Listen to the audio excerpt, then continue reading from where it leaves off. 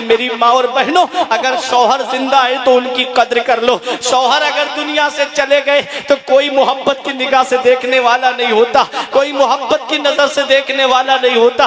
میں نے اس بہنوں کو بھی دیکھا جن کے شوہر زندہ ہیں، جب وہ شوہر کے ساتھ میں اپنے مائکے آتی ہے تو پورے مائکے والے ان کو عزت کی نگاہ سے دیکھتے ہیں، اور وہی شوہر دنیا سے چلا جائے تو کوئی محبت کی نگاہ سے چند دن دیکھتے، پھر اس کے بعد کوئی محبت کی نگاہ سے نہیں دیکھتا۔